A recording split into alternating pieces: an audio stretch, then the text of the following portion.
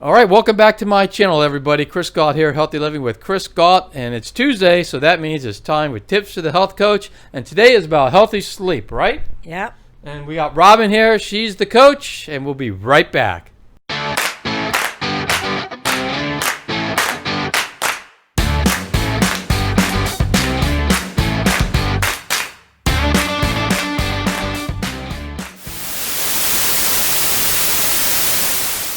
All right, we're back, and it's Tuesday, so that means it's time for tips for the health coach. And we've got Coach Robin here, and she is going to talk about healthy sleep. So the first question I'm going to ask is, because a lot of people ask this question, and that is, how much sleep should I get every night? So I would say everybody's different, but a good place to start is anywhere between 7.5 to 9 hours. So people say you should get 8 hours of sleep. So I agree with that, but again, everyone's different, so you need to figure out what works best for you. So it's probably somewhere between 7.5 to 9 hours of sleep. All right, makes sense. Now that we know how much sleep that we need, why is it so important to get the right amount of sleep? So getting the right amount of sleep allows you to have enough energy for the next day. It allows you to focus.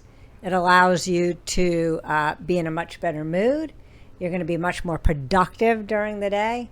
You're going to be able to make better decisions. So all of this really depends on how much sleep you get the previous night. Okay, so now we know how much sleep to get, and we know why it's important. So now the question is, because some people have a hard time, but like, what are some of the ways to help get me to sleep at night? Sure. I think it's really, really important to set up a nightly ritual. Call it like a twilight hour. So it's like an hour before you go to bed, you need to get ready to go to sleep. So you set up the twilight hour, and here are some things that you should start doing, during this hour. Start with like lowering the lights, turn off your TV, turn off any devices, all the ones with the blue lights. If you have to have one, then at least get the blue light glasses. They have glasses that suppress some of the blue light. But, it's ideal to turn off the TV, lower the lights, turn down the temperature. You'd like to have the temperature about 68 degrees. Get in some nice comfy, before you get into the nice comfy clothes, maybe take a warm bath. You want to lower your temperature. Then get into some nice, loose, comfy pajamas. Read in bed if you want to for about 10 minutes. Set a limit for sure. Meditate for a couple minutes. Resolve any issues that have taken place during the day. So, if you've gotten in any arguments or anything like that, make sure that they're all resolved before you get into bed. And set a bedtime. And make this a routine and do it every single night. You could just see what you were grateful for that day. So just come up with a routine and include some of those things in it. And take an hour to do it, just to kind of wind your body down, to transition into sleep. Because you've been going all day long. Now this is like a little bit of a transition period before you go to sleep.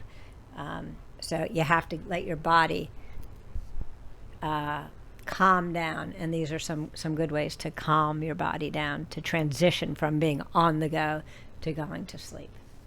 Okay, so now that helps out in learning how to find ways to go to sleep at night. Now, what about timing? Does it really matter if what time I go to bed and wake up at night, or go to bed at night and wake up in the morning? I know, kind of confused that a little bit.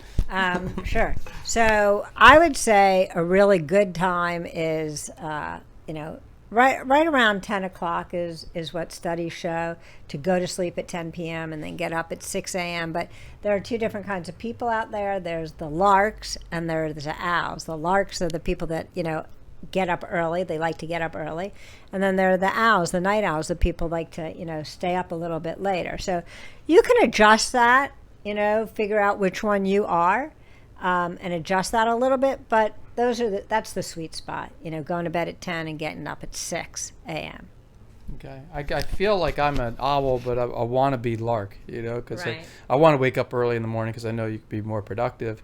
But for me, going to bed at night's a little tougher. Well, if you change your routine, you can reset that as well. So you can start doing your twilight routine a little earlier every night, and then start going to bed earlier, and then you'll wake up earlier.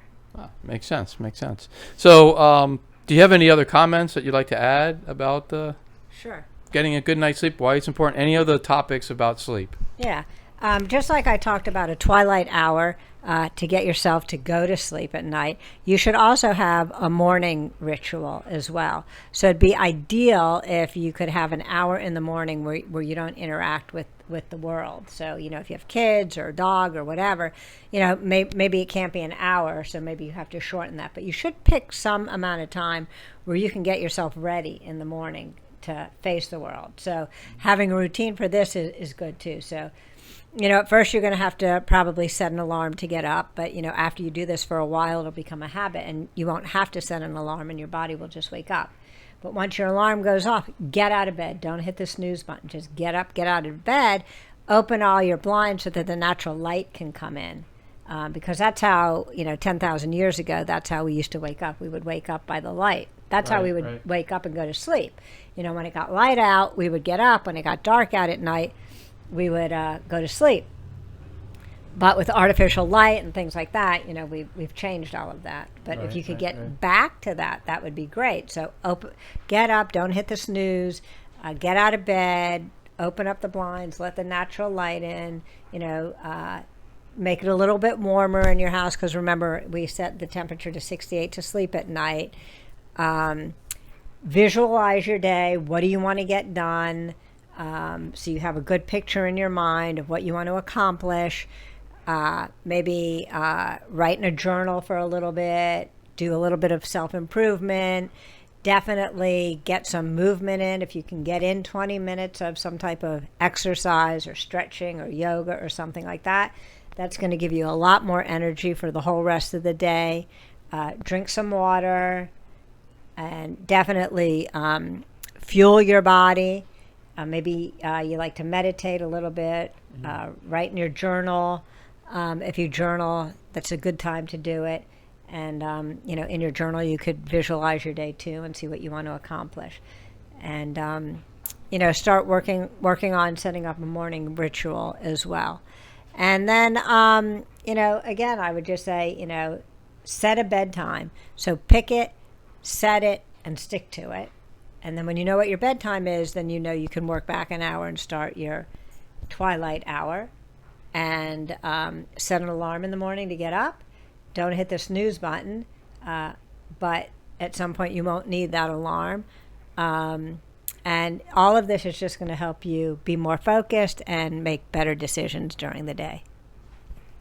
Okay, so it means when it's like getting around 10 o'clock, don't hit play on the next episode of that series you're binging just because there's a cliffhanger there. Is that what you mean? Absolutely. Right. All right. Well, I think there's some great tips there, and you guys should take them, incorporate them in your rituals of your life, and I think you'll be much better off. And next Tuesday we'll have another tip from Tips from the Health Coach. Right, Robin? Yep. All right. She'll be there, so we'll see you guys. Have a good one. See ya.